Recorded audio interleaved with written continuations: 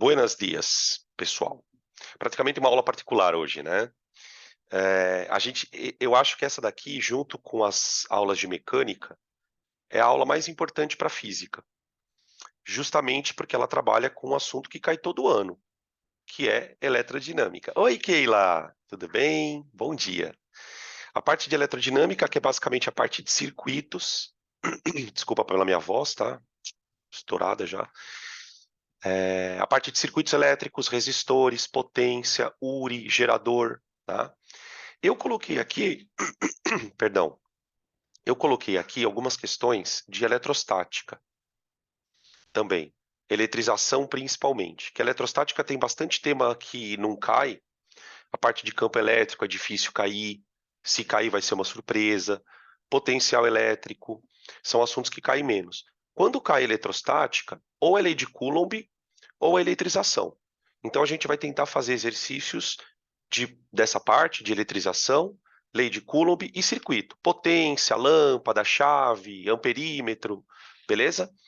Eu separei aqui uma penca de exercício. Vamos ver se a gente consegue dar conta de fazer tudo. Bom, já estamos aqui, né? Já somos heróis. Então vamos lá. Vamos começar. Aí, conforme forem aparecendo os assuntos, eu vou fazendo as devidas revisões, tá? Aqui. Nessa questãozinha aqui, bem rapidamente, né? A gente aborda o conceito de corpo neutro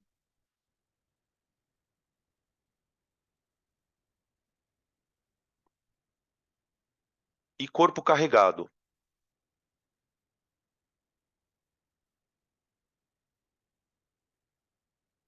Né? A diferença de você eletrizar um corpo.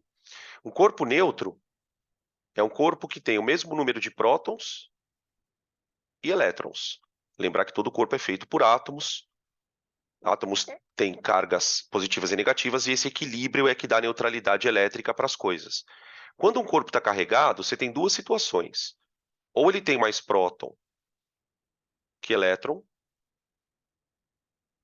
ou ele tem mais elétron do que próton, certo? Basicamente é isso. Em cada uma das situações, aqui o corpo está com carga positiva, aqui o corpo está com carga negativa. Lembrando que qualquer processo de eletrização envolve troca de elétrons. Né? Para você eletrizar um corpo, você tem que ou tirar elétron, tirar a carga negativa, ou colocar a carga negativa. Tudo bem? Beleza. Lembrando que a carga do elétron, se bem que isso eles dão na prova, né? É menos 1,6 10 a menos 19 coulombs, a famosa carga elementar, tá bom? Aí olha o que o cara fala na questão. E outra coisa, né, gente? Essa carga é a carga do próton também. Só que a carga do próton é positiva.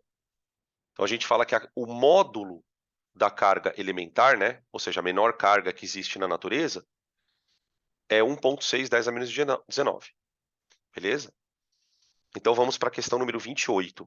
Eu vou fazer fora de ordem, tá? Para tentar manter uma ordem de conteúdo. Um corpo estava inicialmente neutro.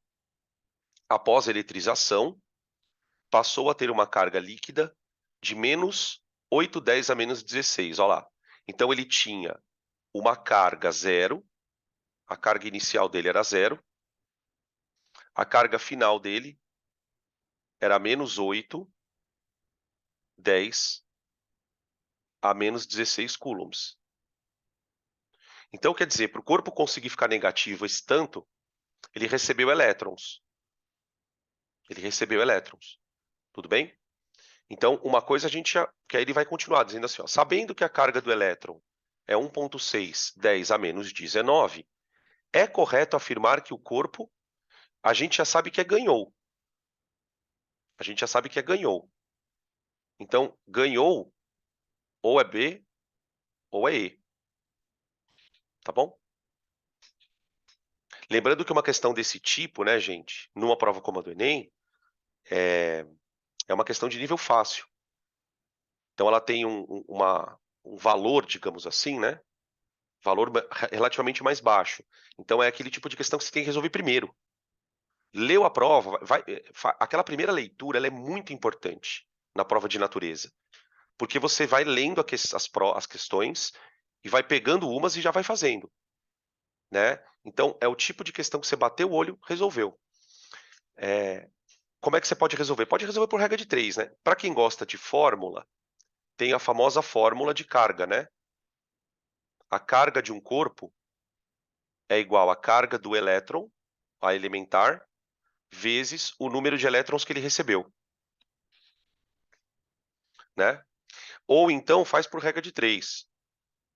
Porque assim, se ele cada um elétron que ele recebe, qual é a carga que ele está incorporando? 1,6, 10 a menos 19. Tá bom? Trabalha com módulo. Não precisa colocar o menos. Você sabe que é menos. Quantos elétrons eu tenho que receber para ter uma carga de 8, 10 a menos 16? Tá bom? Então, o x vai dar 8, 10 a menos 16, dividido por 1,6, 10 a menos 19. Vai conferindo as contas para mim, por favor, tá, gente? O x dá 5, 10 à terceira, é isso? 10 ao cubo, elétrons. É o número de elétrons, né? Tá? Ficamos aí com a alternativa B de bola. Beleza? Na sequência, como é que eu eletrizo um corpo? Ah, Danilo, você pode tirar ou pôr elétron. Ok. Como eu faço isso?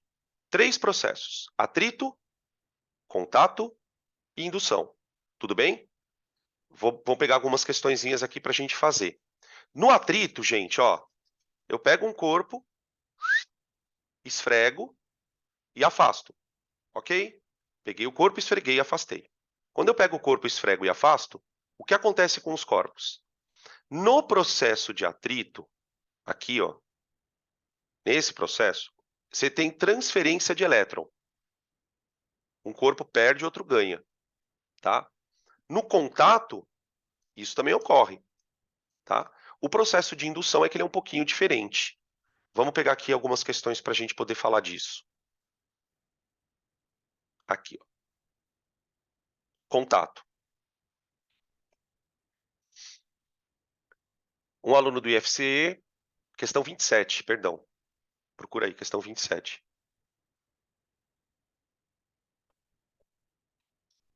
Um aluno do IFCE dispõe de 4 objetos esféricos idênticos eletrizados. E aí ele coloca aqui as bolotinhas. Geralmente é exercício com bolinha, tá, gente? As bolinhas são idênticas. Tá?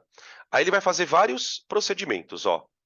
Toca C em B, depois toca C com A, depois toca A com B. Tá bom? Ele quer saber o seguinte: é correto afirmar que a carga final das esferas de A até D e a soma das cargas das 4 esferas após os procedimentos valem.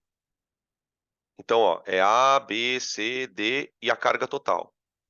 A, B, C, D e a carga total. Você tem várias respostas juntas. Tá? Beleza? Então, vamos lá. O que eu sei? Nesse tipo de exercício, o que você precisa lembrar de conceito? Princípio da conservação das cargas.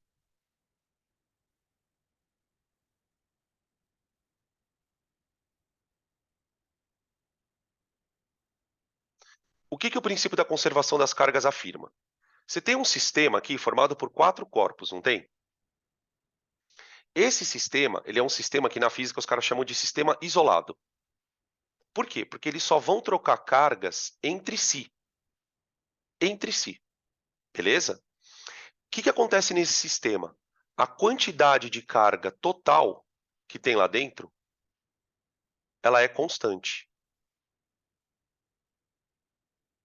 Não é meio óbvio isso, gente? Você fala, bom, se os caras estão trocando carga entre si, o sistema como um todo tem uma carga constante. Não está havendo troca do sistema para fora, né, nem entrando, nem saindo carga negativa. Aí você fala, tá, mas como é que eu posso usar isso numa conta? Vamos pensar. Olha só. Primeira coisa, qual é a soma de todas as cargas que eu tenho? Eu tenho Q menos 6Q dá menos 5Q, certo? Mais 4Q dá menos Q. Vai fazendo essa soma. Q menos 6Q dá menos 5, mais 4 dá menos Q, com menos 7 dá menos 8. Então, a quantidade de carga no sistema, ela vale menos 8Q. Então, por essa resposta, a gente já fica entre tum, tum e tum. Beleza? Olha como é importante você ler a questão e já começar a pensar nela. Você já vai excluindo alternativas. Se tiver que chutar, você vai numa alternativa que seja mais próxima daquilo. Tá, agora vamos começar a aplicar a conservação em si. Vamos pegar primeiro a primeira situação, gente. Ele pegou C com D. C com B, perdão. Então eu vou falar que a carga de B mais a carga de C, eu vou pensar em B e C agora como se eles fossem um sistema isolado. Tudo bem? Isso aqui é a carga inicial do sistema. Isso tem que ser igual a Q'B mais Q'C. Tá bom? Então vamos lá. Ah, e detalhe, tem uma coisa importante. Essas duas cargas, elas vão ser iguais. Alguém sabe por quê, gente? Depois que a gente encostar as duas bolinhas, veja que a bolinha B e a C, elas não estão com a mesma carga. Mas elas vão ficar com cargas iguais. Alguém sabe por quê? Porque elas são idênticas. Elas são esferas idênticas. Só por isso, tá? Por isso que os exercícios trabalham sempre nessa linha. Então vamos lá. Quanto vale as cargas de B e C antes? A carga de B vale menos 6Q, mais a carga de C vale 4, igual a... Aí olha o que eu vou fazer agora. Eu vou escrever assim, 2Q', porque as cargas são iguais. Tá? Então, nesse primeiro processo, quanto deu Q'? Vai dar menos Q sobre 2, né? Concorda, gente? Menos Q sobre 2. Tá bom? Essa carga é a carga do QB e do QC, dos dois. Agora, eu vou pegar C com A.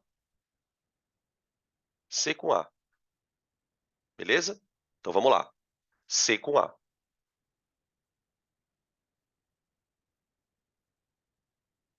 QC mais QA.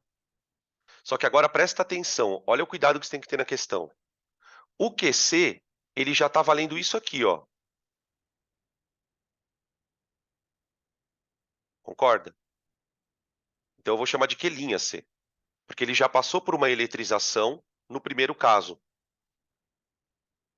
Isso mais QA igual a carga final.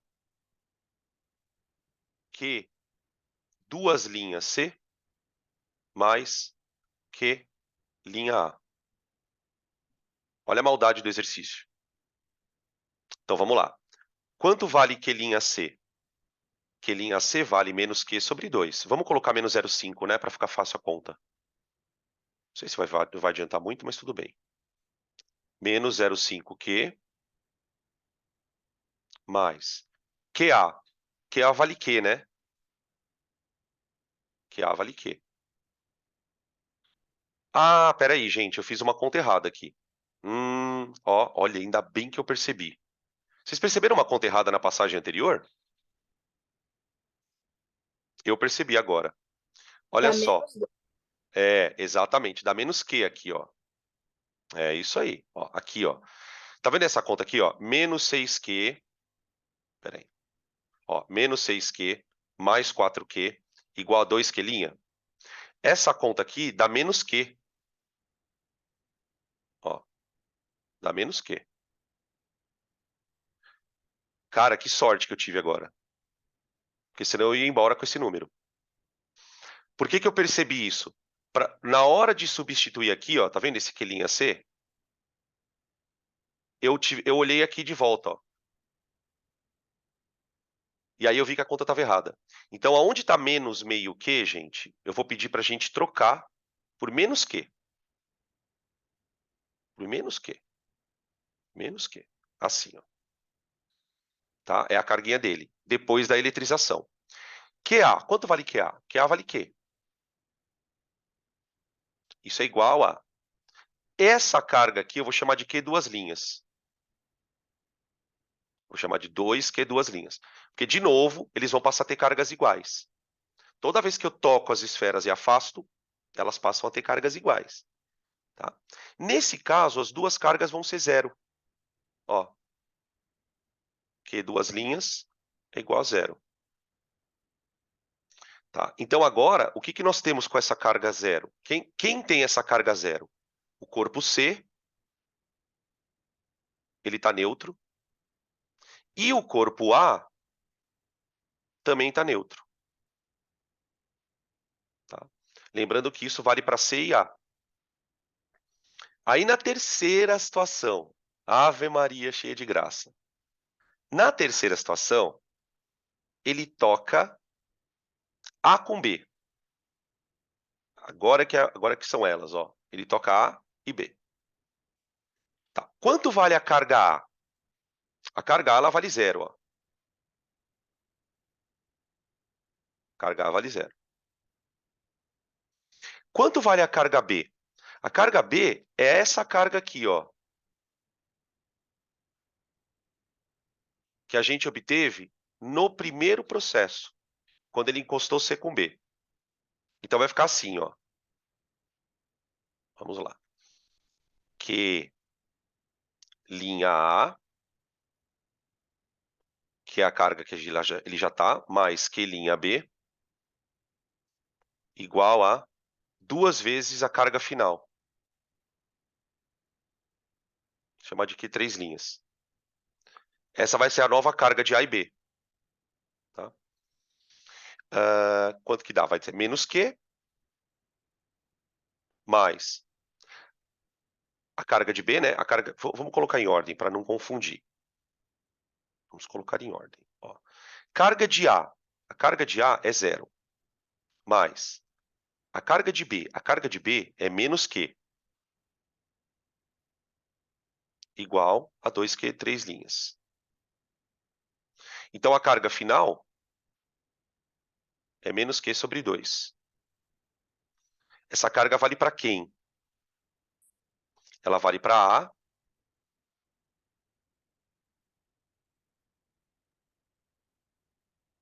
Tá? E ela vale para B. Para B. Q linha B. Pronto. Agora vamos ver o que a gente consegue achar de resposta. Menos Q sobre 2 para A, menos Q sobre 2 para B. Para C, zero. Para C, zero. A carga D, ela ficou de fora de todo mundo. Ela continua valendo menos 7Q. Então, ficou menos Q sobre 2, menos Q sobre 2, zero. Menos 7Q é a alternativa B de bola. Alternativa B de bola. Tá bom? Super difícil, né? Ficar fazendo isso. Chato, né? Próximo.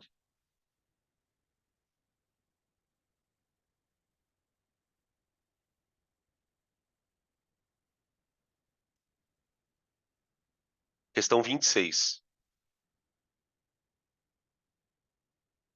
Na questão 26, talvez esse seja o processo que eu mais aposto que apareça no Enem. Uma questão teórica, sem muita conta, que trabalha com o processo de indução. Tá? Só para a gente lembrar como acontece o processo de indução, gente. Imagine o seguinte. Vou colocar aqui, indução.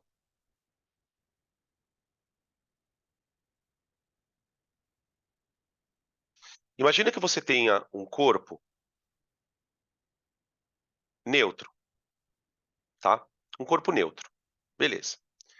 Imagina que agora eu aproxime desse corpo neutro um outro corpo eletrizado. Esse corpo aqui, vamos imaginar, por exemplo, que ele tem a carga negativa. Pronto. Tá. O corpo eletrizado, ele é chamado de indutor. E o corpo neutro vai ser o induzido. Tá. Quando eu aproximo os dois corpos, o que acontece é o seguinte: essas cargas negativas aqui do indutor, elas vão exercer uma força sobre as cargas negativas do induzido, que são os elétrons, basicamente. Essa força é uma força de repulsão, já que é carga de mesmo sinal. O que acontece? Os elétrons, eles são empurrados o mais longe possível do indutor. De tal maneira que agora acontece uma coisa muito louca. Por quê? As cargas do corpo, quando a gente pensa num corpo, gente, você pensa em átomos, certo? E quando você pensa em átomos, você pensa em próton e elétron e nêutron. Agora, um corpo é feito por átomos em toda a sua extensão. Então a gente pode imaginar que dentro de um corpo as cargas, elas estão distribuídas de maneira uniforme. Você tem carga positiva para tudo quanto é lado e carga negativa para tudo quanto é lado. Elas se distribuem de maneira regular. Quando você aproxima o indutor, isso não acontece mais. Uma região fica cheia de elétron e uma outra região fica pobre em elétron.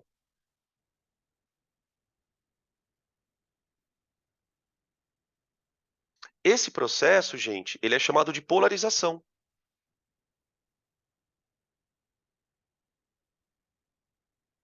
Tá?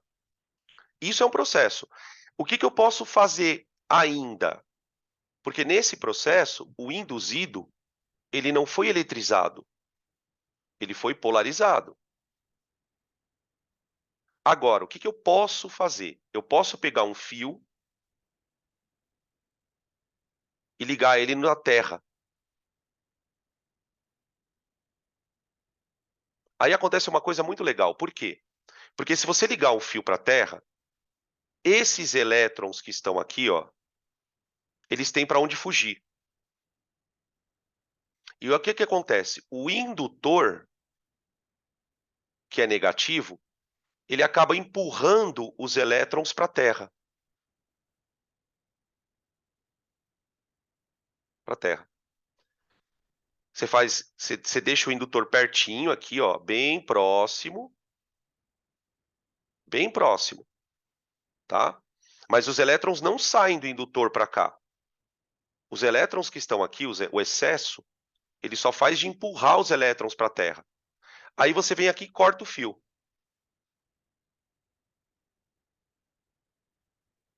Corta o fio. Quando você cortar o fio, o que vai acontecer com aquela bolinha? Ela perdeu o elétron para a Terra, não perdeu? Agora ela está eletrizada. Agora ela está eletrizada. Entenderam? Esse é um processo chamado de eletrização por indução. Primeiro eu polarizo, depois eu conecto na Terra. Então a polarização é a primeira etapa. Segunda etapa, colocar na Terra. Terceira etapa, os elétrons saem correndo para a Terra. Quarta etapa, tira o fio. Aí você tem no final a bolinha positiva. Tudo bem? Gente, se o indutor for positivo, você inverte tudo. Inverte tudo em que sentido? O elétron vai subir pela Terra. O elétron vai subir da Terra para o corpo, tá? É bem fácil de você guardar o seguinte: quando o indutor é negativo, como é que eu guardei isso no cursinho? Quando o indutor é negativo, ele empurra os elétrons para a Terra, que elétron é negativo.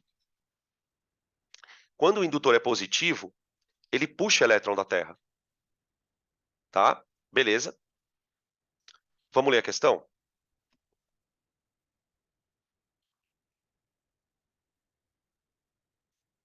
Ela fala assim: um estudante realiza um experimento utilizando 2 moedas, um palito de fósforo, um balão de festa e um copo descartável.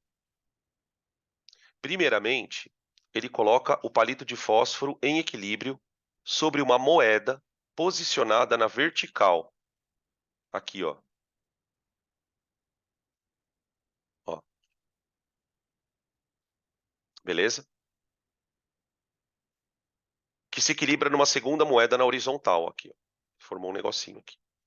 Em seguida, cobre o sistema com um copo descartável, aqui, ó. Ele isolou, formou uma campânula. Bem cara de Enem, né? Em um outro momento, ele infla o balão e esfrega no próprio cabelo. Olha, ele está eletrizando o balão por atrito. Ele está eletrizando o balão por atrito, tá? Por fim, ele aproxima o balão do palito de fósforo pelo lado de fora do copo. Olha aqui, ó. Aproximou, tá vendo? E movimenta o balão em volta do copo. Vai mexendo o balão assim, ó. Como resultado, o estudante observa que o palito de fósforo gira sobre a moeda, como se ele estivesse sendo atraído pelo balão, ó, acompanhando o movimento do balão. Então o balão vem, o fósforo faz isso, ó, tá? A figura mostra o dispositivo montado. Aí ele quer que você explique. O que aconteceu, gente? Aconteceu um processo assim, ó. Ó. Então, o indutor é o balão. O indutor é o balão. O palito de fósforo é o induzido. O palito de fósforo é o induzido. O que acontece? Quando ele aproxima o indutor do induzido, ele polariza o palito de fósforo. E aí o que acontece? A região daqui, ó, ela fica com carga oposta ao indutor, que seria o balão. Seria o balão. Tudo bem? Agora, qual que é o problema? Quando ele mexe o balão, por esse balão tá atraindo essa região do corpo, o palito vem junto. É mais ou menos isso. Quer ver? Ó? Vou fazer um desenho para vocês imaginarem. Imagina o balão. Você tem um balão. Vamos supor que o balão tenha carga negativa. Não dá para a gente saber a carga do balão. Depois eu explico por quê, tá? E aí tem o copo aqui. Aqui está a moeda em pé. E o fósforo assim, ó. O que acontece? Quando ele aproxima o balão do copo aqui, ó, essa região do fósforo fica cheia de elétron, que os elétrons são empurrados para o lado oposto, e essa região fica com falta de elétron. E é aqui que acontece a atração, ó.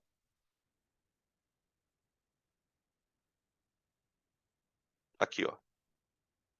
De tal maneira que a hora que ele mexe o balão para frente e para trás, o fósforo gira para um lado e gira para o outro. Ele vai acompanhando o movimento do balão, tá? Então, percebe uma coisa, né? Só de você polarizar o corpo, aqui, peraí. Só de você polarizar o corpo, ele já é atraído pelo outro objeto, que tem carga, né? Esse aqui tem carga, tá bom? Aí ele coloca aqui algumas coisas meio estranhas, ó.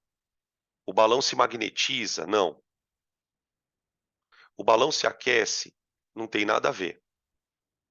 As moléculas do balão se ionizam após o atrito? Não.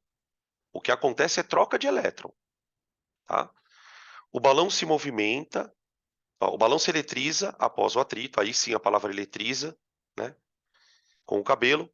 E ao se aproximar do palito, ele o atrai por indução eletrostática. Não tem nada a ver com magnetismo. O magnetismo é ímã. A gente vai falar de ímã tarde, inclusive. tá? Aula da tarde é ímã, tá bom? Beleza? Então, alternativa D. Nossa, o que é isso? Ficou um D meio estranho. Ô, gente, como é que a gente, quando você eletriza ou quando você atrita um corpo no outro, como que a gente sabe quem fica positivo e negativo? Na verdade, a gente não tem como saber,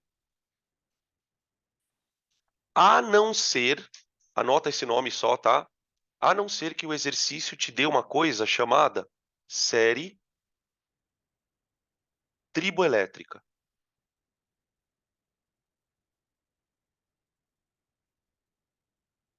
Série triboelétrica. O que a série triboelétrica te diz? Quem tem tendência a ficar positivo, negativo, tá? Por exemplo, imagina que você tenha 3 materiais, vai, madeira, algodão e vidro, tá? A série triboelétrica, ela vai te dizer, por exemplo, assim, olha, normalmente a série triboelétrica ela vem escrita assim, ela vem com os materiais e ela vem com uma setinha assim, ó, tá? Só um adendo, tá, gente? Eu não sei se o que eu escrevi na tela é verdade. Eu estou dando um exemplo. Não tomem essa série como verdadeira, porque eu não sei de cabeça. Mas ela vem assim. Por exemplo, madeira, algodão, vidro. Então, tipo, se eu atritar madeira no algodão, a madeira fica positiva. Se eu atritar o algodão no vidro, o algodão fica positivo. O vidro fica sempre negativo. A madeira fica sempre positiva, entende? É assim que ela vem. Se não tiver esse dado, não tem como você saber quem fica positivo ou negativo. Né? No caso, a gente atritou a borracha, né, o látex do balão, com o cabelo. Então, numa série triboelétrica, tinha que aparecer esses dois materiais, ó, tipo borracha e cabelo, tá? Beleza? Tudo bem?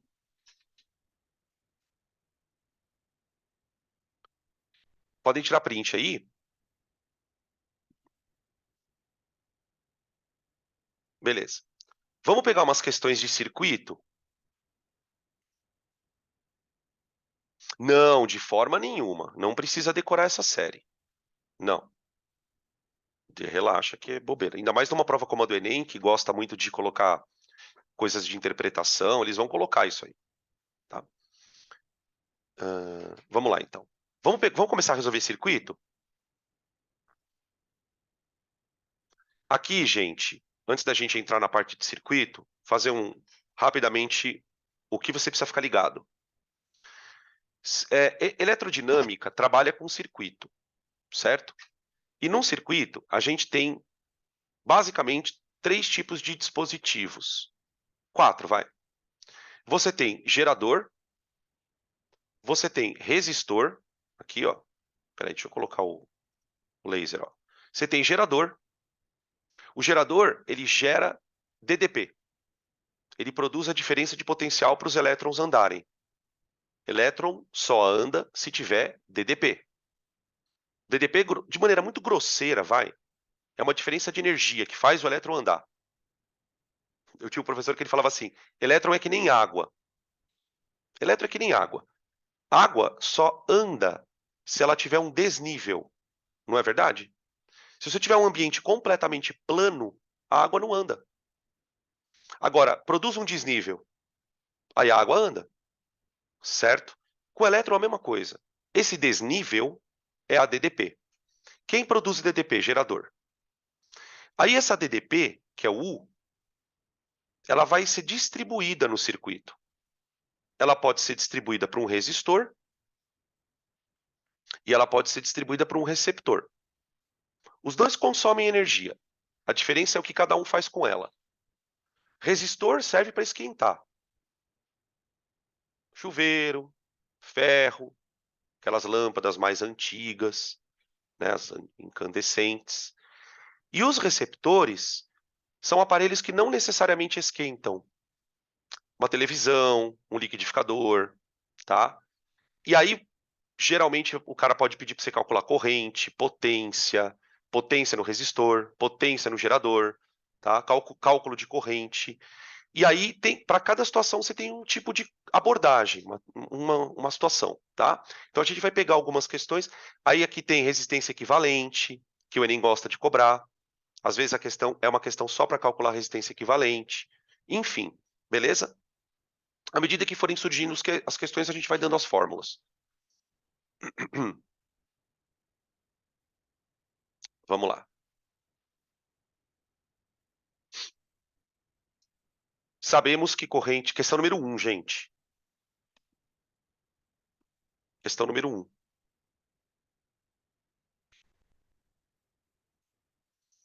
Sabemos que correntes elétricas acima de 1/10 de ampere podem provocar paradas cardíacas. Imediatamente após um raio atingir o solo, o potencial elétrico na superfície diminui gradativamente em função da distância do ponto de impacto.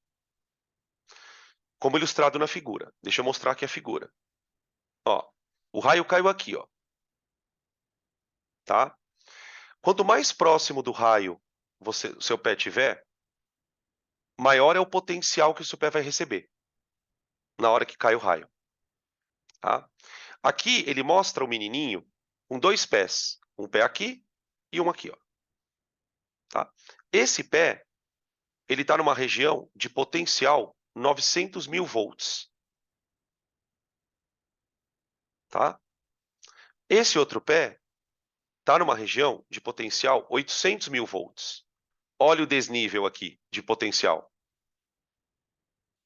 Então, os pés dele estão como se fosse como dedos numa tomada. Sabe quando a gente enfia o dedo na tomada, quando é criança? O nenenzinho vai lá e tum, enfia o dedo. Quando ele enfia o dedo na tomada, cada dedo dele está num potencial. Adivinha o que acontece? O elétron anda. O elétron anda. O elétron é a corrente elétrica. Qual é o problema, né, gurizada? Olha a diferença de potencial. Quanto maior o desnível, mais elétron vai andar e vai levar energia. E vai levar energia. Tá?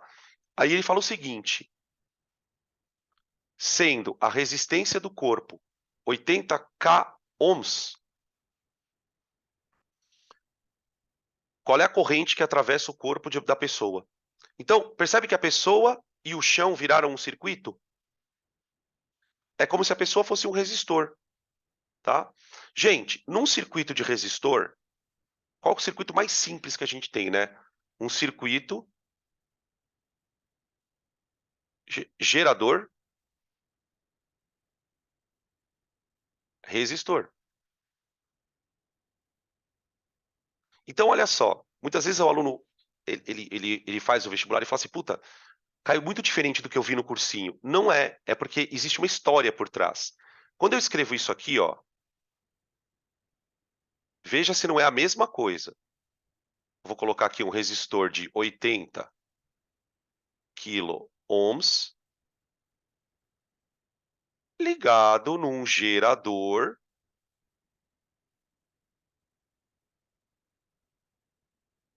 de quantos volts? 100.000 volts. 100 kV. Que é a diferença entre os dois. Essa diferença que vai fazer a corrente andar. Ele quer a corrente.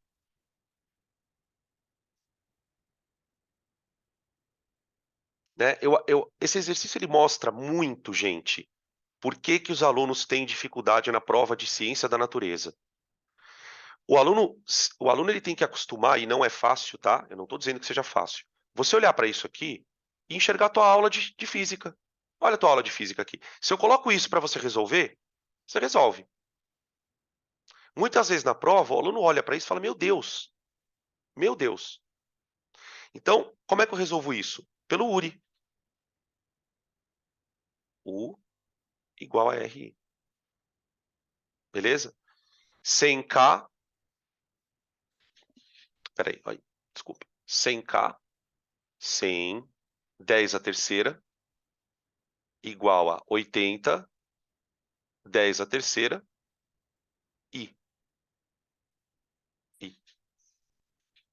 beleza? Então, o I vai dar... Aqui você cancela os 10 a terceiras, né?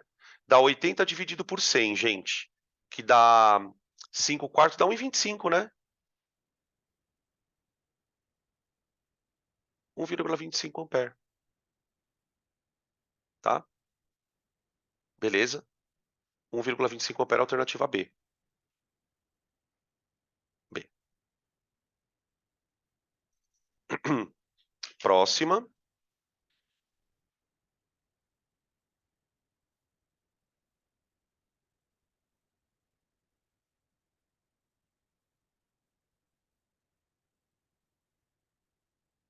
Questão número 3. Interpretação de gráfico. Também para URI, tá? Um componente eletrônico tem uma curva característica mostrada no gráfico. O que é um componente eletrônico? Ele pode ser um gerador, um resistor ou um receptor. Tudo bem? Como é que a gente identifica que tipo de aparelho nós temos? Gente, vamos pensar o seguinte. O gerador, ele gera. Ele é o único que gera. Os outros dois receptores consomem, tá? Quando a gente aprende resistor, a gente aprende uma coisa muito legal, que é o seguinte. Num resistor,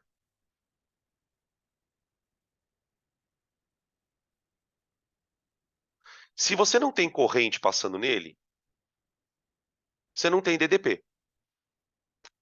O resistor, ele é um aparelho que só tem DDP quando a corrente passa por ele. E uma coisa que a gente sabe é que U igual a RI. Isso é a lei de Ohm. Pela lei de Ohm, o que a gente sabe? Que quanto maior for a DDP, maior será a corrente. É a DDP que produz a corrente. Então, à medida que você aumenta a DDP, a corrente aumenta.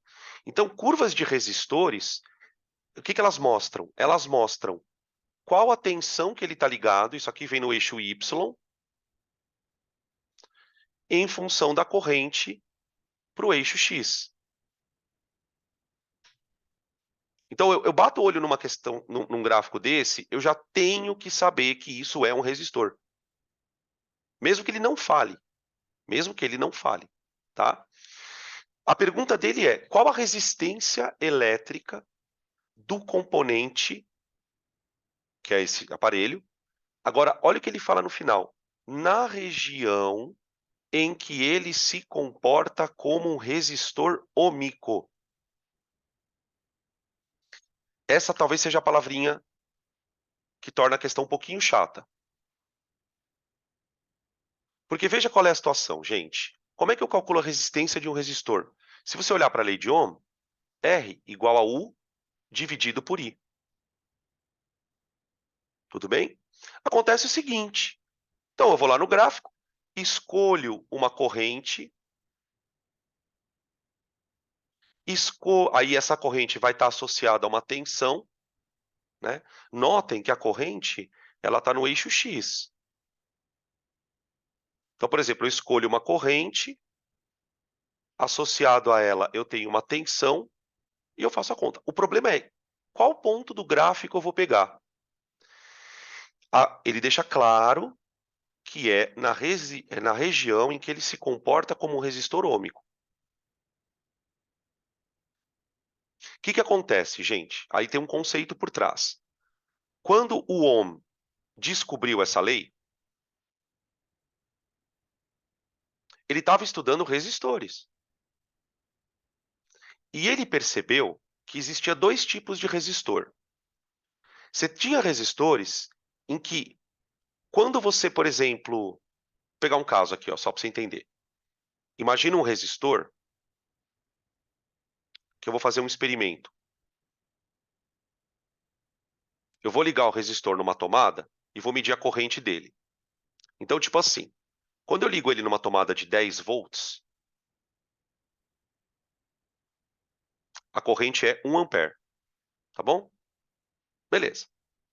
Aí eu vou lá, pego o resistor e troco ele de tomada. Boto ele numa de 20. A corrente dá 2. Tudo bem? Aí eu vou lá e coloco numa terceira tomada de 30. A corrente dá 3.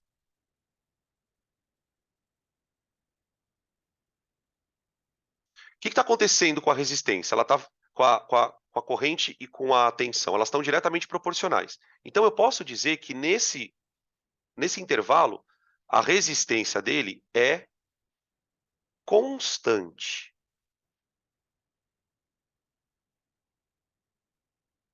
Tudo bem? Aí, o que começa a acontecer com o resistor? Você começa a aumentar a corrente, ele começa a esquentar. Ele começa a esquentar.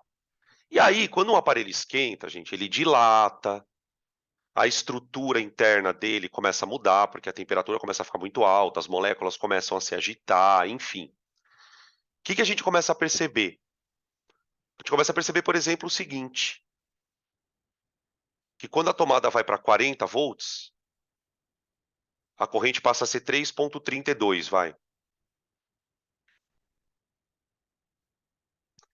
O que aconteceu? A corrente não variou na mesma proporção. O que acontece é que, a partir desse momento, o resistor deixa de ser ômico. Deixa de ter a resistência constante. Isso acontece com vários resistores. Tem momento em que a resistência é constante, tem momento em que a resistência começa a mudar. E esse comportamento da resistência ser constante faz com que a gente chame o resistor de ômico. Então ele tem uma faixa ômica e uma faixa que já não é mais ômica, em que a resistência passa a mudar. Tudo bem? Então o que o aluno precisaria saber nesta questão? Como é que eu sei quando o resistor é constante ou não no gráfico? O que você vai lembrar? Olha para o gráfico. Ó. Ele começa aqui, ó, com uma reta, tá vendo? Ó? À medida que a corrente vai aumentando, ela vai curvando. Ela vai curvando. Sacou? Conforme ela vai curvando, vai indicando que ele vai perdendo aquela constância. Ou seja, isso aqui vai deixando de ser uma função de primeiro grau, né? Pensando na matemática. Porque na matemática, a função de primeiro grau, ela representa coisas diretamente proporcionais. A tal da função afim, né? Então, o que eu tenho que fazer? Eu vou escolher esse primeiro trecho aqui, ó. Vou pegar o trecho mais próximo de uma reta que eu consegui ler. Eu podia pegar esse primeiro quadradinho, ou esses dois aqui, ó. Até aqui ele é uma reta. Então eu vou pegar, para uma DDP de 0,2, tá vendo? Ó? Qual é a corrente que passa nele? 0,25. Sacaram? Repetindo, ó. Para uma DDP de 0,2, uma corrente 0,25. E vou jogar na lei. Ó, R igual a 0,2 sobre 0,25. 0,25 é a mesma coisa que 1/4, né? Então isso aqui daria 0,2 sobre 1/4, que dá 0,2 vezes 4. Então dá 0,8. 0,8. Tá bom? Beleza, gente? Alternativa C.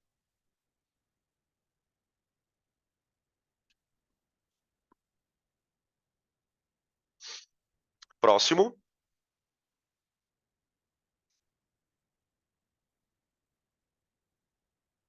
Questão número 33. Questões para já entrando na parte de resistor equivalente. Quando você tem vários resistores dentro de um circuito, né? Aqui uma questãozinha, o Enem gosta desse tipo de questão, com desenho, montagem. Então, a gente espera alguma questão parecida na prova, tá? Não necessariamente para calcular a resistência equivalente, às vezes é para calcular uma corrente, enfim. Um estudante de eletrônica, desejando medir valores de resistências elétricas, montou uma associação de resistores sem realizar soldagens. Para tanto, ele prendeu 5 resistores de 1000 ohms com fita adesiva e isolante, conectando as extremidades desses resistores a 2 clips de papel idênticos e de resistências desprezíveis. Então, tipo assim, o que eu já estou entendendo? Que o clipe, na verdade, ele funciona como fio. Ele funciona como fio, tá? Olha como esses caras estão ligados, gente.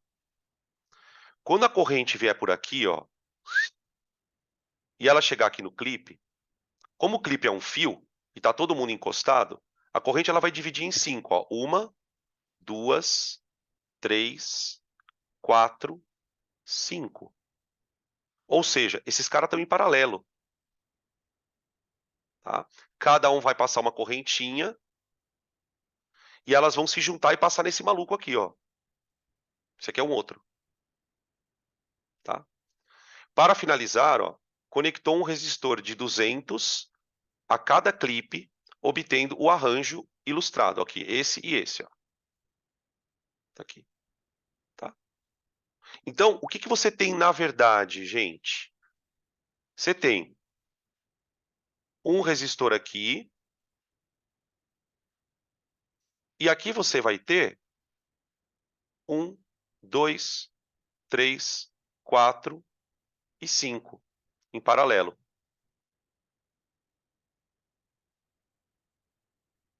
Aqui, aqui e aqui. Ó. E o de 200 aqui. Lembrando que esse aqui é 200,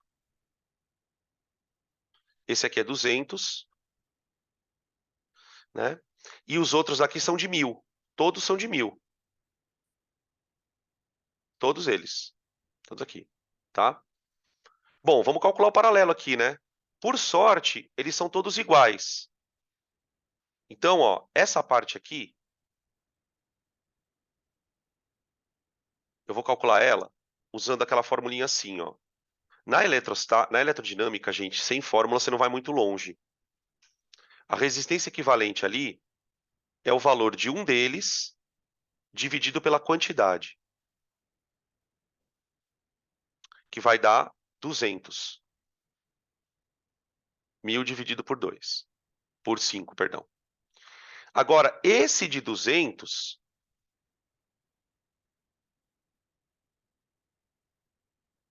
ele está em série com os outros dois. Pronto. Então, o REC vai ser 600, gente. REC igual a 200 mais o REC que a gente calculou aqui, mais o outro 200. Tá? 600 ohms. 600 ohms. Tá? Que dá a alternativa B de bola. Certo? Próximo.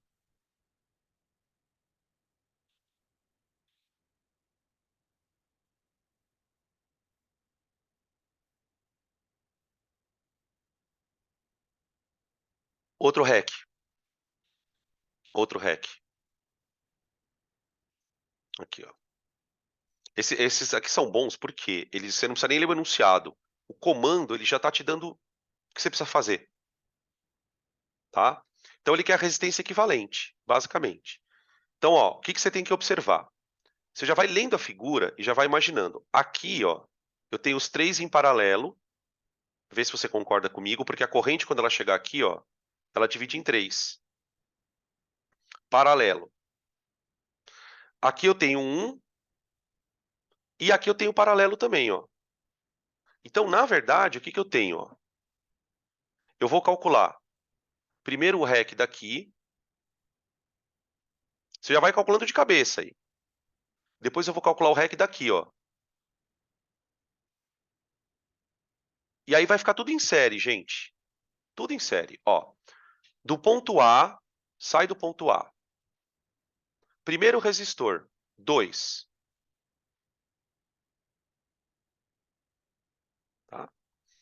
Aí eu vou chegar no primeiro REC, que é esse REC aqui, ó. Quanto dá esse REC, gente? 6 dividido por 3 dá 2, certo? 6 dividido por 3 dá 2. Dá 2. Beleza. Aí depois tem um série com outro 2. 2. Aí tem os 3 em paralelo de 12, que daria 12 dividido por 3. Dá 4.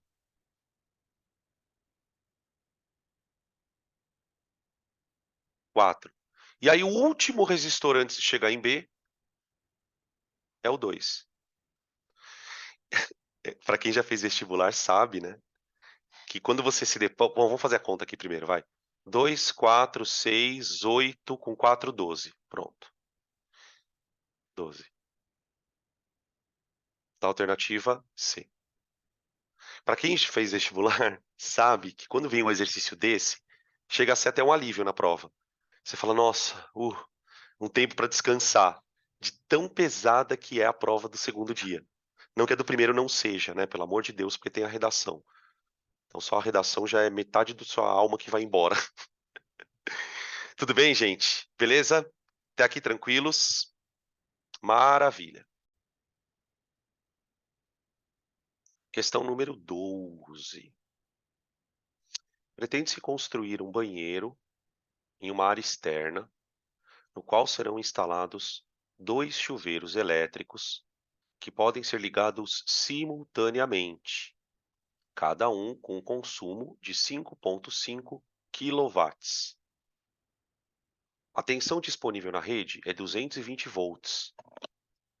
Sabe-se que quanto maior for a área, perdão, sabe-se que quanto maior for a área da secção reta do cabo, maior será a corrente que ele vai conseguir suportar. Porém, maior é o seu custo. Aqui ele coloca uma tabela, ó.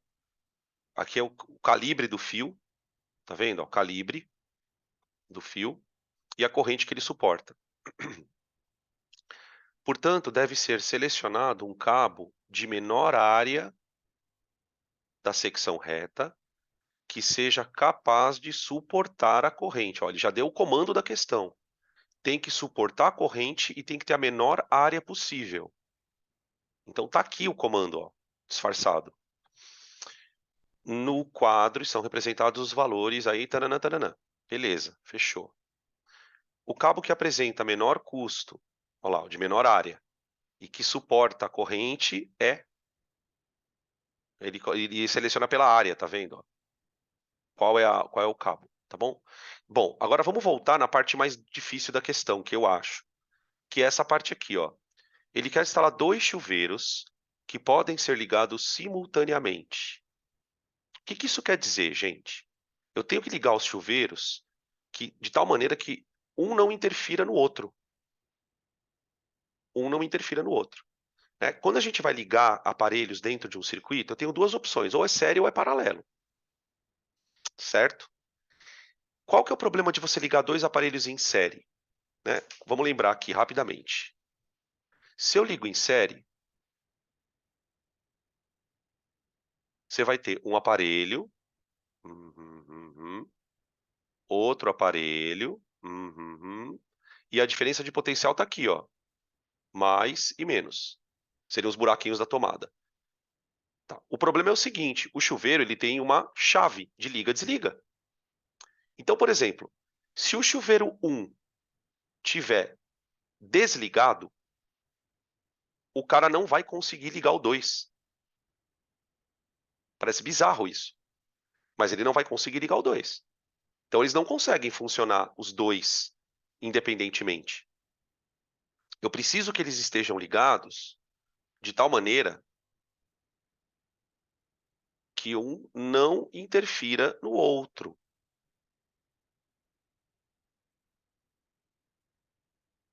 Aqui, ó. Tá? Isso seria o paralelo, o famoso paralelo. Paralelo, tá? O que você não está entendendo? Aqui é R1, né? Aqui é R2.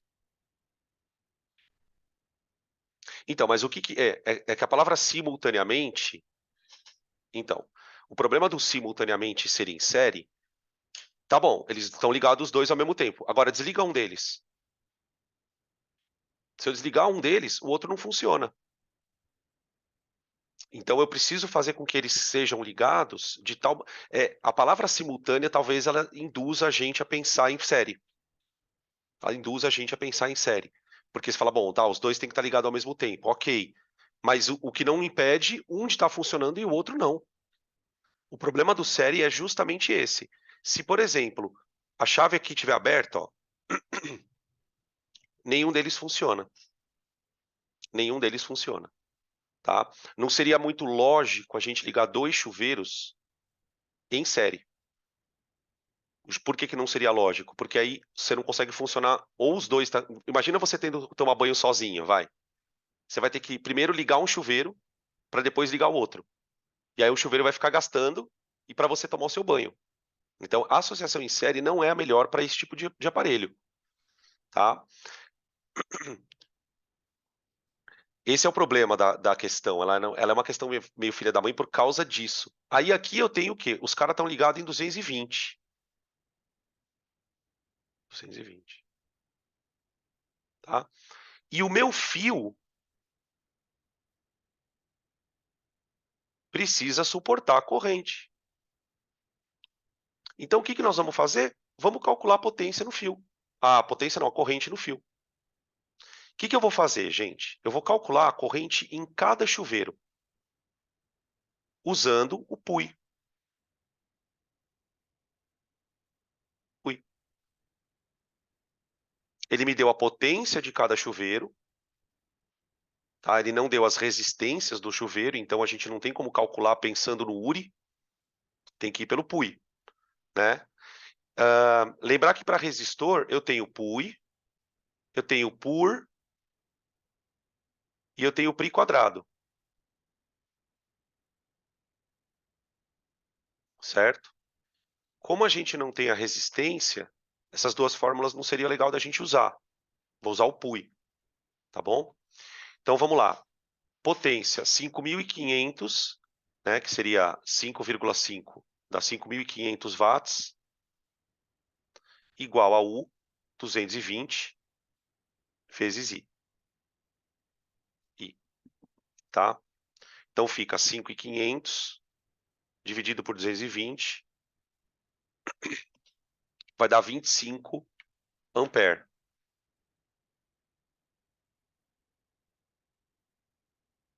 25 ampere, tudo bem? Só que tem que tomar cuidado com uma coisa aqui, gente. Tem que tomar cuidado com uma coisa. Por quê? Veja,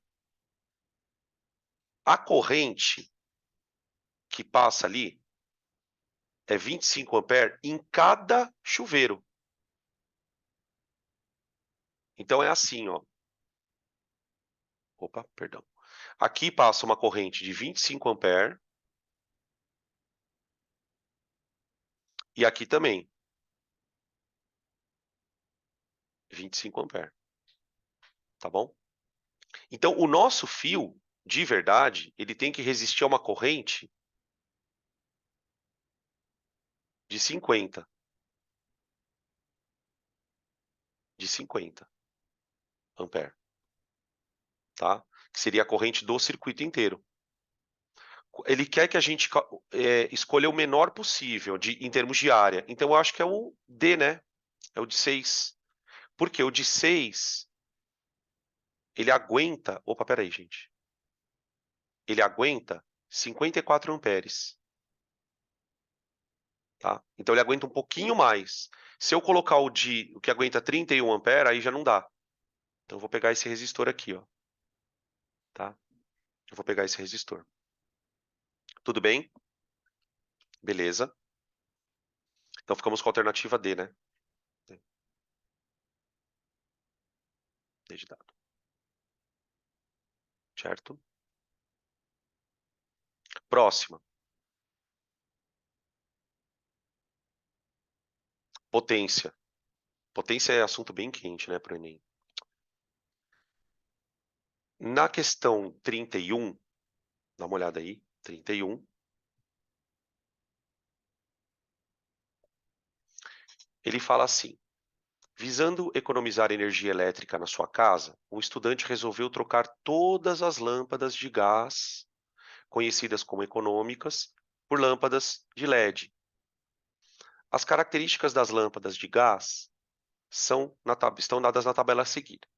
Então, o cara tem várias lâmpadas com potências diferentes e tempo que ela fica ligada por dia. Então, a gente vai trabalhar nessa questão com a definição de potência, né?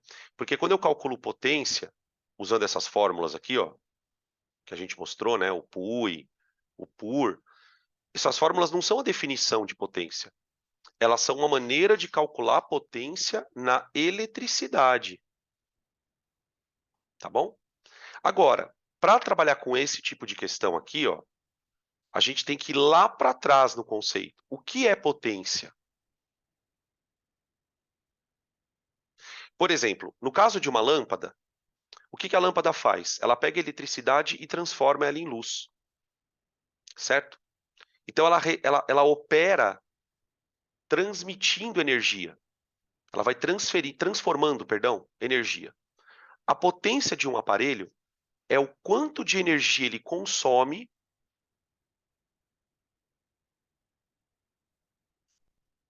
num dado intervalo de tempo. Tudo bem? E aí nós temos que tomar cuidado com o seguinte, gente, que é onde a questão normalmente na física vai abordar. A gente costuma trabalhar no sistema internacional, certo? No sistema internacional, o que eu tenho? Eu tenho a potência em watts e o tempo em segundos. E a energia, evidentemente, em joule, tá bom? Agora, o que é o joule no final? O joule é o watt vezes segundo. Vê se você consegue perceber isso. Por uma razão muito simples. Porque se potência é energia por tempo, eu posso dizer que a energia é a potência vezes o tempo, não é? Tudo bem? Só que acontece o seguinte, na eletricidade,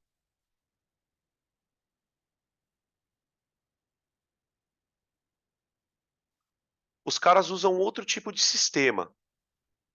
Como assim, Danilo? A potência, muitas vezes, é expressa em quilowatt.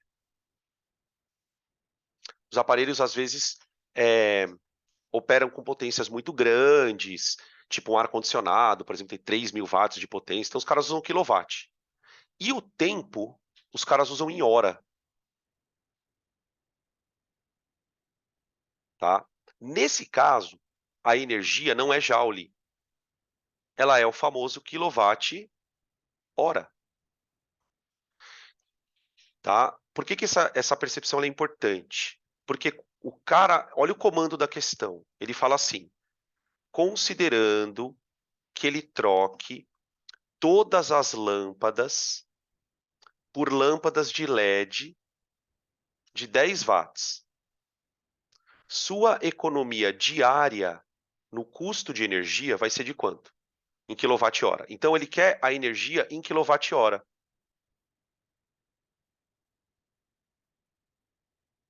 Tudo bem? Beleza? Então, a gente vai trabalhar com esse sistema. Ó, tá? O que eu vou fazer, gente? Eu vou ter que fazer duas contas. Bem da verdade. Por quê? Ele quer a economia, não é? Ele quer a economia. Então, vamos primeiro calcular a energia na primeira situação. Vou chamar de E1. E1 igual a... Eu tenho 4 lâmpadas de 40 watts funcionando 5 horas por dia. Então, é 4 lâmpadas, 40 watts, gente. Olha como eu vou escrever 40 watts. 40 10 a menos 3. Ó, eu vou fazer assim. Deixa eu mostrar para vocês. 1 kW são 1000 watts. Quantos quilowatts são 40 watts? Tá? Vai dar 40, 10 a menos 3. Vezes 5 horas. Mais. Então, essa é a primeira, as 4 lâmpadas de potência 40. Eu tenho 2 lâmpadas de potência 20. Funcionando 4 horas por dia. Mais uma lâmpada de 15. 15, 10 a menos 3. Funcionando 1 hora por dia. Então, vai dar, primeira energia, 40 vezes 4 dá 160, 10 a menos 3. Eu vou deixar a base 10 a menos 3 aqui. Ah, não, é vezes 5, peraí. Olha, ó, já ia fazer conta errada. Ó, é 4 vezes 40 vezes 5. 4 vezes 40 dá 160. Vezes 5 dá 800. 800, 10 a menos 3. Mais. Segunda parcela da conta é essa daqui, ó. 4 vezes 20 vezes 2. 4 vezes 20, 80. 8 vezes 4, 32. 320. 10 a menos 3. Mais. 15, 10 a menos 3. Então, a energia gasta por esse indivíduo vai dar 800 mais 320 dá 1.120. 1.120 mais 15 dá 1.135. 10 a menos 3. Quilowatt-hora. Tá aqui. Agora, eu vou calcular a energia depois que ele trocou todas. Essa conta é mais rápida. Por quê? Todas estão com a mesma potência. Todas estão com a mesma potência. Certo? Então, são 9 lâmpadas. 9 não, 7 lâmpadas. 7 lâmpadas. Então, eu tenho 4 lâmpadas. Espera aí. Perdão. Eu tenho 4 lâmpadas funcionando 5 horas. Então, dá 20 horas de funcionamento. Mais 2 funcionando 4, dá 8. Então, dá 28. Mais uma lâmpada funcionando 1. 29 horas. 29 horas. Tá? Então, eu tenho isso, ó. Vamos lá.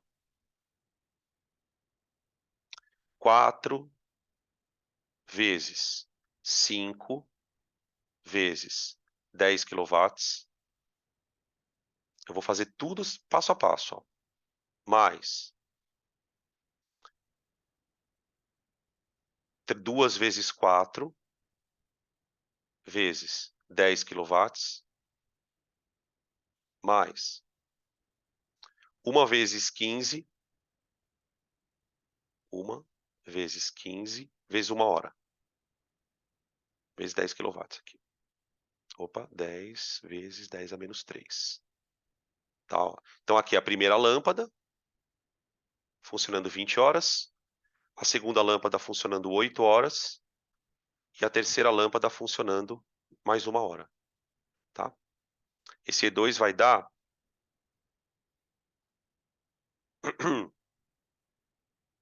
29 vezes os 10 quilowatts. Dá 290, eu acho. Vamos ver. Aqui vai dar 20, dá 20 vezes 10, dá 200. 10 a menos 3. Mais 8. 10 a menos 3. Mais 1, 10 a menos 3. Então vai dar 200 e... Ah, ó, deu 209. Deixa eu ver. Não, aqui dá 10. Espera aí, eu fiz uma conta errada, gente. Aqui, ó. 1 vezes... Ah, pera aí, eu fiz várias contas erradas. Aqui eu comi um 10.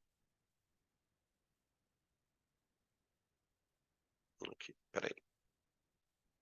Pera aí que eu fiz uma continha errada. Aqui é 2 vezes a potência, vezes 4. A potência é 10 kW. Aqui, ó, 10, 10 a menos 3 kW. Tinha comido um 10. Mais, aí a terceira lâmpada. 1 vezes 1 vezes a potência. Menos 3. Aí, pronto, agora foi. Então aqui vai dar 80. Aqui, ó. Nessa conta aqui de baixo dá 80. 10 a menos 3. E aqui dá 10, 10 a menos 3. Agora sim. Pronto. Então vai dar 290, 10 a menos 3.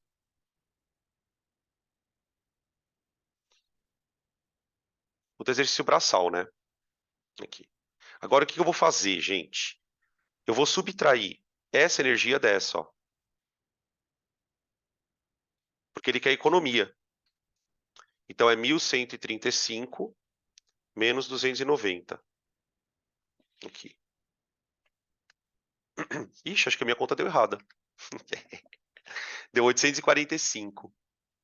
Onde que tá o erro agora? Agora achar o erro é que é uma maravilha. Deixa eu ver quanto que tem que dar aqui. Não, o mais próximo... Ah, não, então não, tá errado. Tá 1.135. 1.135 menos 290. Será que eu fiz alguma conta errada? Deixa eu ver. 4 de 40. Tá aqui, beleza. Não, vezes 5, tá certo. 4 vezes 5, 20. Eu vou ter que fazer essas contas de novo. 4 vezes 40 vezes 5, 800. Aqui, ok. Segunda conta. 2 lâmpadas de 20 funcionando 4 horas. Então, é 2 vezes 20 vezes 4. Descobri o erro já. 2 vezes 20 vezes 4. O erro tá aqui, ó.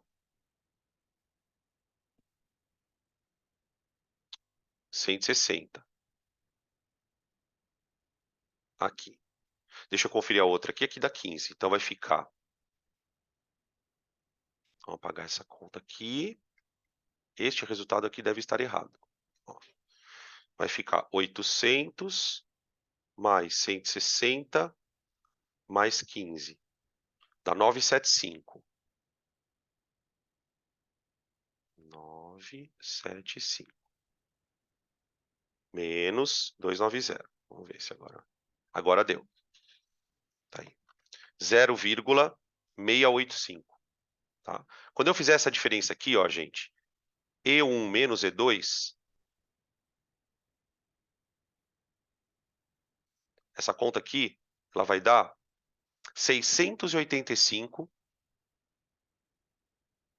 10 a menos 3 kWh. KWh, tá? Que dá a alternativa D. Ele colocou sem o 10 a menos 3, né? 0,685. Aqui eu escrevi 58.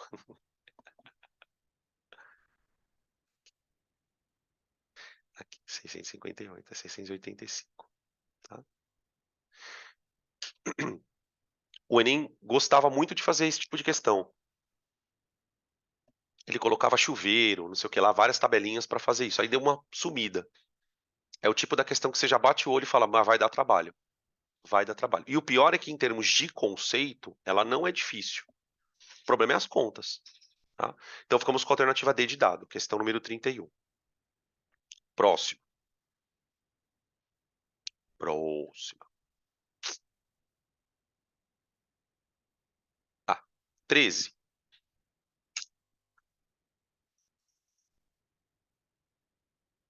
Carros elétricos, papapá, papapá, portanto, usuários de transporte individual, banana. Acho que o comando da questão começa aqui, ó. Aqui, ó. Após realizar um percurso de 110 quilômetros, um motorista pretende recarregar a bateria do seu carro. que tem um desempenho médio de 5 quilômetros por quilowatt-hora. Ó. Quilowatt-hora, gente, é a energia que ele gasta. Tá? Usando o carregador ideal, que opera numa tensão de 220 e é percorrido por uma corrente de 20. Quantas horas são necessárias para carregar a energia no percurso? Tá? Então, é uma questãozinha bem de interpretação. O que eu vou fazer? Eu tenho uma bateria. Imagina lá uma bateria elétrica. Tá? Eu quero carregar essa bateria. Então, o que eu vou fazer? Eu vou pegar uma tomada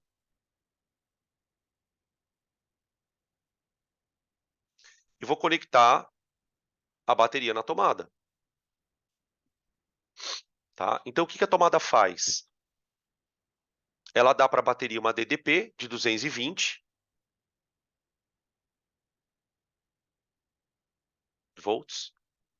E a corrente que entra pela bateria para carregar ela é 20 ampere. É 20 ampere. Tá? E a bateria vai armazenar uma carga.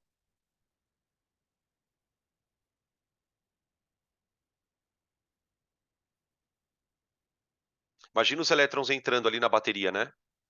Vai armazenando carga, vai armazenando carga, vai armazenando carga, vai armazenando carga. Beleza? Ele quer saber quanto tempo demora para recarregar a bateria. Tá. Onde está a grandeza tempo na história? Né? Porque aí a gente vai lendo a questão e vai olhando para as grandezas. Ele me deu a DDP, ele me deu a corrente. Né? A grandeza que está relacionada diretamente com o tempo, gente, na eletricidade, é a corrente. Se a gente lembrar que corrente é o movimento de cargas num fio, a gente pode calcular quantas cargas passam por segundo pelo fio. Quantos coulombs passam por segundo ali naquele fio, certo? Então, vamos lá, ó. Lembrar das formulinhas. Corrente é carga por tempo.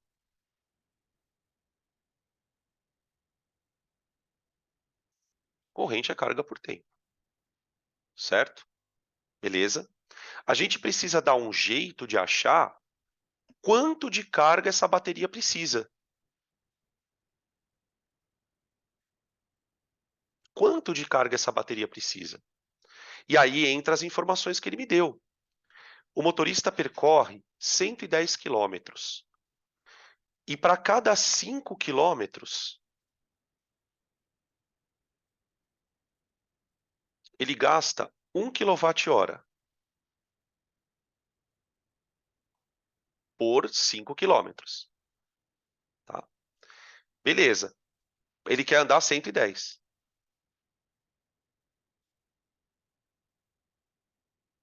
Quantos kWh eu preciso? Tá aqui. Beleza? Então, isso vai dar x igual a 5 para 110 dá 22. Será que dá 22? Deixa eu ver. 110 dividido por 5 dá 22, é. Então, daqui para cá, ó, multipliquei por 22. Daqui para cá eu vou multiplicar por 22 também, ó. Então vai dar 22 kWh.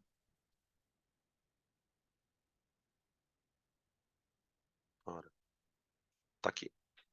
Beleza? Essa é a carga, é a energia que eu vou ter que armazenar. Beleza? Tá. Agora, o que eu vou fazer?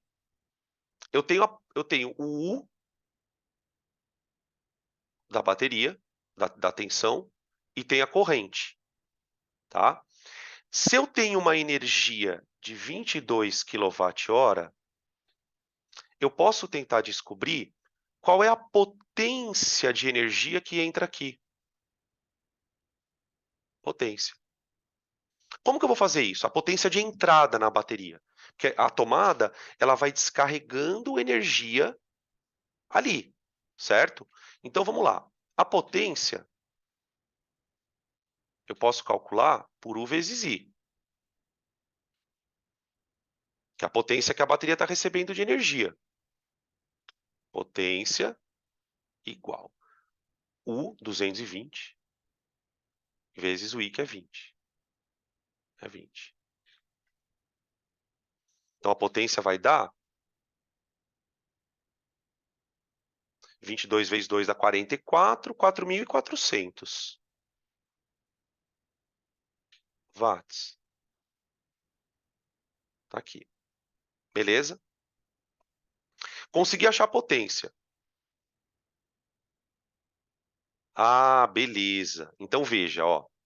A potência é essa daqui. A energia que eu tenho que receber para poder armazenar essa carga aqui, ó, tá vendo? Eu tenho que armazenar uma carga. Essa carga vai vir com energia. Qual é a energia que eu tenho que armazenar?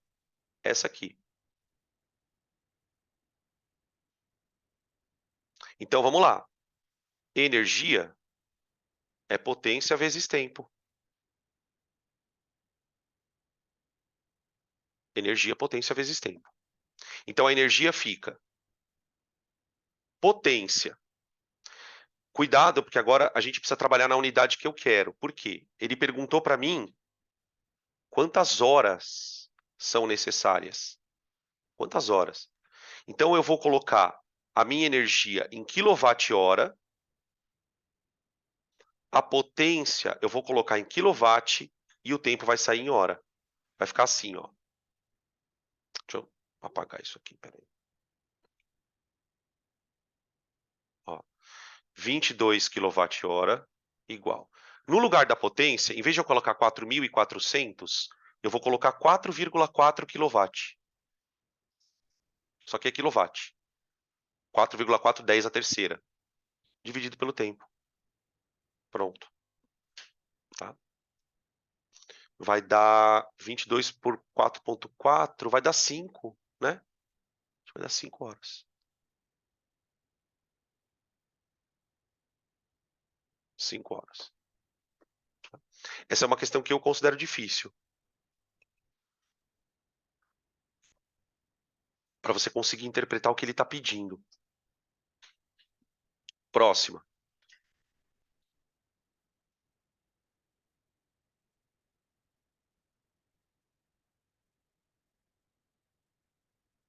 Peraí, deixa eu fazer primeiras de circuito aqui. Não, peraí, eu vou fazer essa mesmo. Deixa eu ver como é que nós estamos de tempo aqui. Ah, não, vai dar tempo. Vai dar tempo. Vai dar tempo. 14. O turbilhão, aparelho utilizado em fisioterapia, consiste num tanque no qual se coloca água ligeiramente aquecida e se produz um turbilhão similar ao de uma banheira de hidromassagem.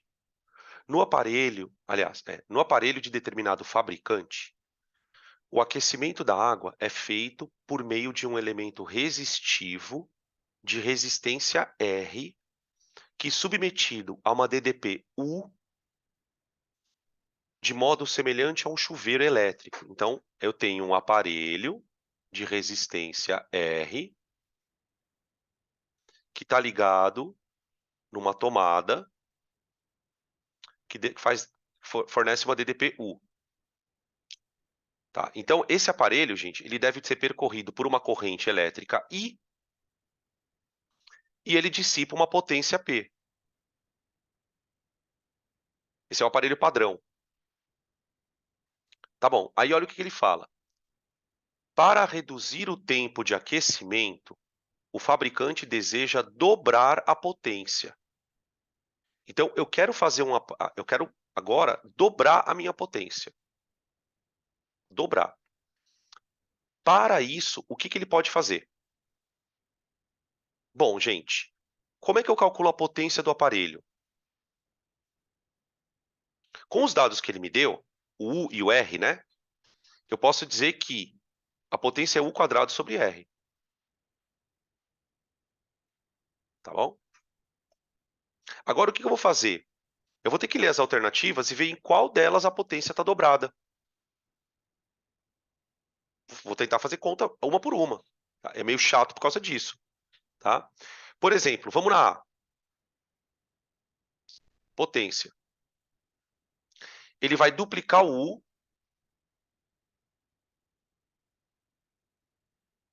e reduzir a resistência à metade.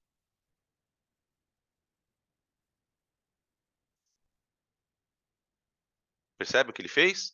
Duplica o U e reduz a resistência à metade. Gente, isso não vai dobrar a potência, sabe por quê? Essa conta vai dar 4U ao quadrado sobre meio R, não é? Só que 4U ao quadrado sobre meio R, gente, é 8... Opa, nossa, eu ia escrever 16, aí mudei de ideia. Falei, vou escrever 8. 4 dividido por meio dá 8. 8U quadrado sobre R. Percebe que ele aumentou a potência 8 vezes? Isso aqui não vale P, ó. Isso aqui vale P. Sacaram? Então não é a A. B.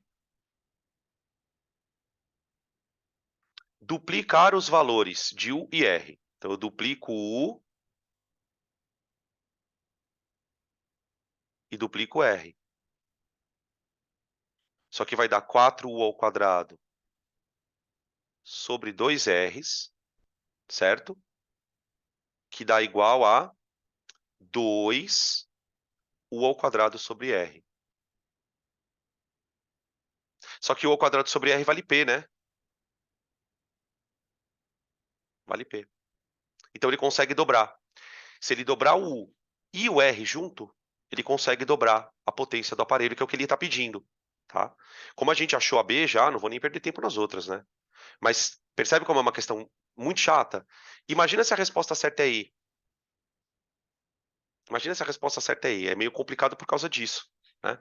O ideal seria o aluno tentar ler as alternativas e tentando descartar, sem fazer muita conta. Mas, de qualquer forma, é uma questão chata. Tá?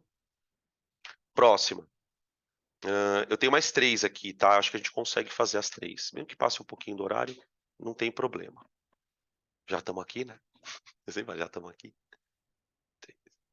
Próxima. Circuitinho agora. Aqui na sequência a gente tem os circuitinhos. Questão número 18. Na figura abaixo, está representado um circuito contendo um gerador ideal de 42 volts. Então, ele fornece 42 volts de energia, de tensão, né? Com resistência interna desprezível. Então, o gerador não tem resistência. Tá? Em alguns casos, pode aparecer uma resistência do gerador. Tá? Se aparecer uma resistência do gerador, você coloca ela no REC, como se ela fosse uma resistência normal. Tá? Determine o valor da intensidade da corrente que passa no amperímetro.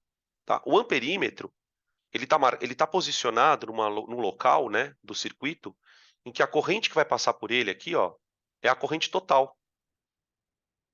É a corrente total.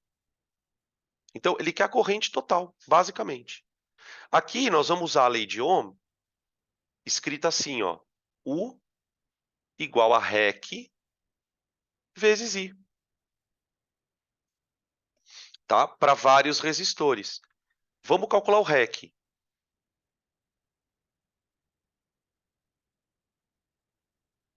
REC. Gente, vê se vocês concordam comigo. Esses dois, a corrente, quando ela chegar aqui, ó, ela tem que se dividir em duas partes. Uma parte passa aqui pelo de 30, confere, e a outra parte vai passar por esses dois em série, ó. Então eu tenho série, que dá 70, em paralelo com o 30. Tá? Então, ó, como é que eu vou calcular o REC? Primeiro eu tenho série de 50 mais 30, mais 20, perdão, que dá 70. Esse 70 está em paralelo com o de 30. Então, para calcular resistência em paralelo, você faz produto pela soma. Tá? Lembrando que um dos resistores é um de 70, o equivalente. Então, fica 70 vezes 30, produto, dividido pela soma, que é 70 mais 30, que dá 100. Que dá 100. Então, aqui vai dar 2.100 por 100, né? Dá 21 ohms. 21 ohms.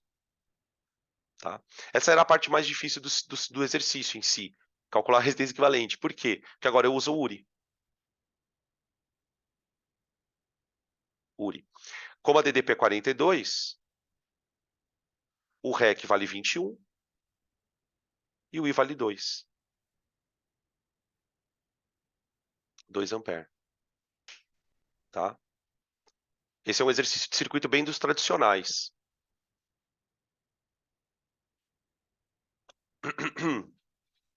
Alternativa D de dado.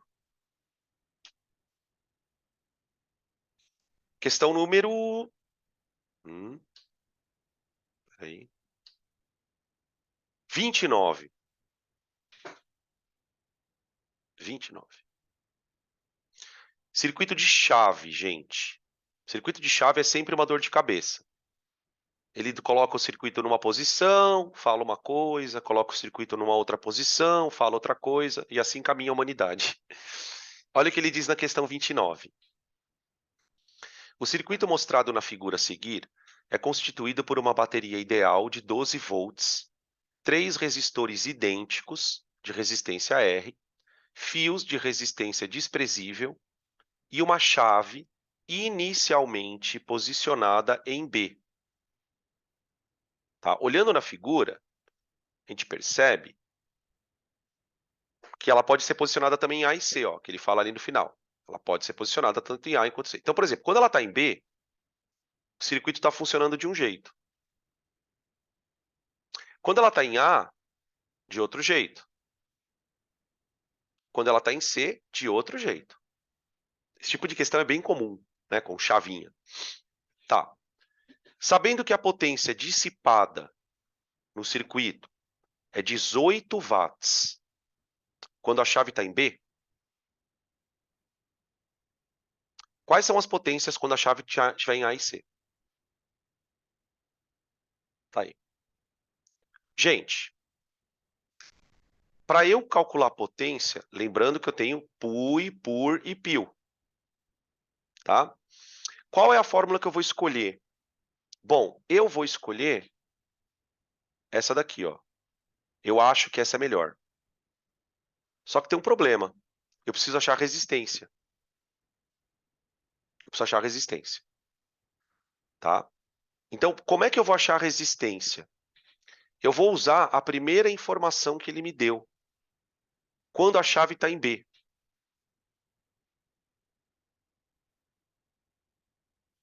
Vamos desenhar o circuito quando a chave está em B, gente? O que acontece? Vê se você concorda comigo. Ó. Quando a chave está em B, tá vendo que esse fio aqui, ó, ele está solto?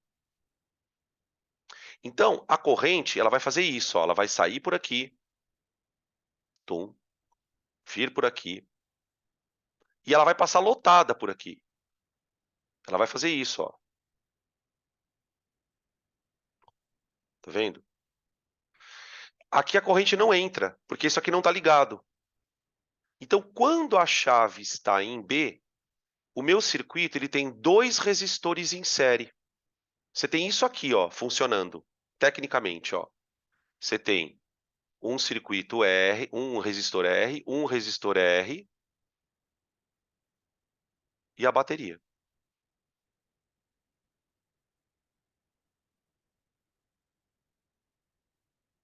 Tá? O que a gente sabe dessa situação? Primeiro, que a potência total é 18 watts.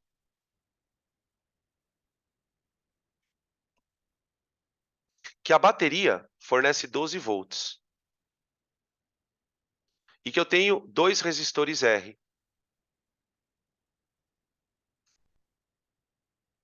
Então, pensa comigo. Posso escrever que a potência total é igual a U quadrado sobre a resistência equivalente, que é 2 Rs? Com isso, eu vou tentar achar o R, cada resistorzinho. Cada resistorzinho. Uma vez que eu achar cada resistor, como eles são iguais, aí eu posso calcular a potência nas outras situações. Ele quer a potência na chave A e depois a potência na chave C. Tá? Então, vamos lá. A potência total é 18 igual a 12 ao quadrado, que é 144, dividido por 2Rs. Então, a resistência vai dar 144 dividido por 36. Concorda? Deu 4. 4 ohms. Pronto. Tá bom? Então, a primeira informação que ele me deu é só para que eu achasse os valores dos resistores. Agora, eu vou montar o circuito com a chave na posição A.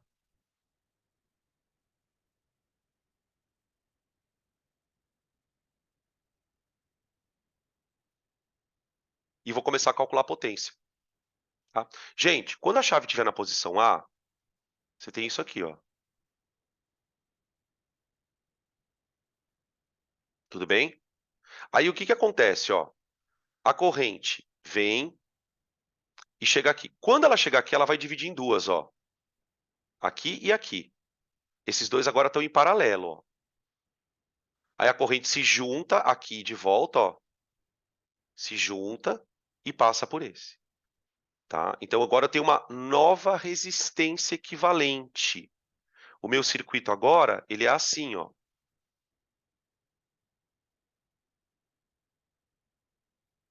R, que eu já sei que vale 4, R e outro aqui. A DDP é a mesma, é 12. A bateria continua funcionando com 12. Só que agora a resistência equivalente é 4 aqui, né? 4 aqui e 4 aqui, ó. Então vai dar 2 mais 4, 6. A resistência aumentou. A resistência aumentou. Tá bom? Aí o que acontece? Nova potência. O quadrado sobre o novo R, né? Vai dar 12 ao quadrado, dividido por 6, é isso? Por 6. 12 por 6. Ou 144 por 6, aliás. 24. P total dá 24. 24 watts. 24 a gente está entre duas, né? Ou é a A ou é a C. Deixa eu ver. A. Ah, não, tem a B também. Pode ser a B.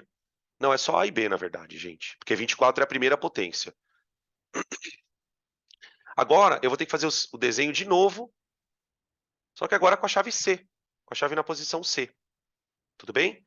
Eu vou pedir para vocês tirarem print, porque eu quero trocar de tela. Queria trocar de tela. Para a gente poder fazer o C no outro espaço aqui. Aqui. Vamos lá. Vamos ligar agora o cara aqui, ó.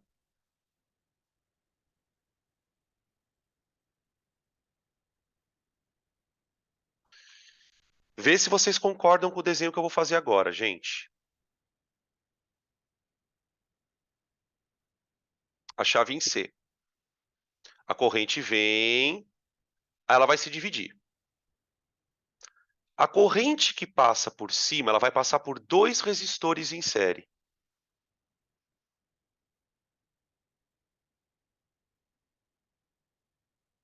Seria aqui, ó. Os dois em série aqui. E lá embaixo vai ter um resistor em paralelo.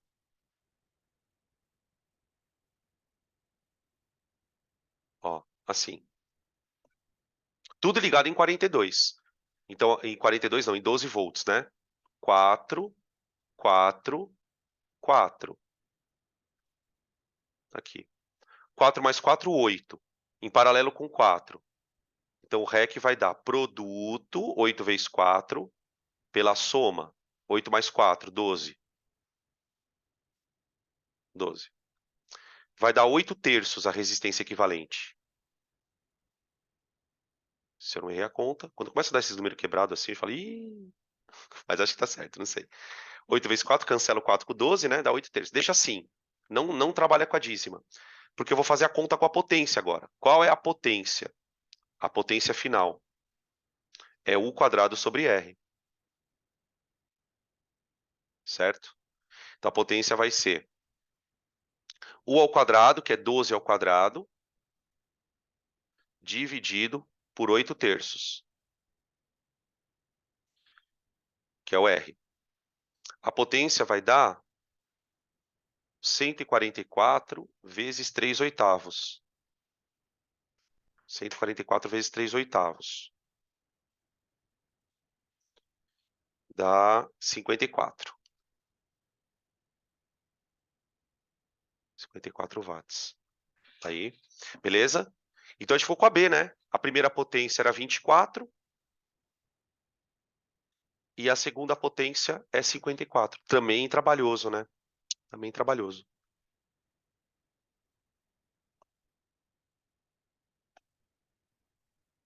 Beleza? E aí tem mais uma questãozinha aqui. Peraí que estão chamando aqui. Peraí. Ah, bem trabalhosa, né? Bem. Na verdade é o seguinte, né? Uma coisa que fica claro em eletricidade. Você tem que ser rápido em conta. Rápido em conta. Porque a fórmula é sempre a mesma. Pui, é Uri, mas é muita continha. A questão número 9, eu coloquei ela aqui, sei lá por quê, porque ela é uma questão mais difícil de aparecer. Não me lembro de no Enem ter aparecido. É um circuito que tem gerador e receptor, além do resistor, tá? Percebam, vamos ler a questão que você vai ver que o comando é bem simples, ó. Você tem um circuito composto por gerador, receptor e resistor. Tá tudo aqui. Ele quer saber quanto vale a corrente e em que sentido ela está andando. Gente, para você calcular corrente em circuitos completos, a gente usa uma lei famosa chamada de lei de Pouliot.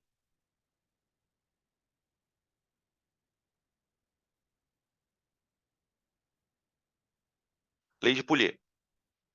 A lei de Pouliot é uma lei feita, é uma lei de Ohm, só que ela é mais turbinada, tá? Porque a lei de Ohm, ela fala que U igual a RI, né? Tá. Quando você tem um circuito com gerador e receptor, você tem aparelhos que geram e os que consomem. De tal maneira que a energia que vai sobrar para o resistor não é exatamente o U total. Então, na lei de Pouliot, a gente escreve assim, ó, I igual a E do gerador, que é quem gera, menos o E do receptor, dividido pela resistência equivalente. Isso aqui é a última fórmula que a gente vê nas aulas do curso de eletrodinâmica. É a última aula, quando tem tudo quanto é coisa no mesmo circuito, tá? Bom, o nosso outro problema é identificar o que é gerador e o que é receptor, tá? Os geradores, gente, são os aparelhos com maior diferença de potencial. Olha aqui, ó. Eu tenho um gerador aqui, ó, de 170 e um de 120. São dois geradores em série, tá? A corrente ela está fazendo isso aqui, ó, tá? Ela vai nesse sentido aqui, ó, sentido anti-horário, tá? Quando ela vai percorrer o circuito, ela vai passar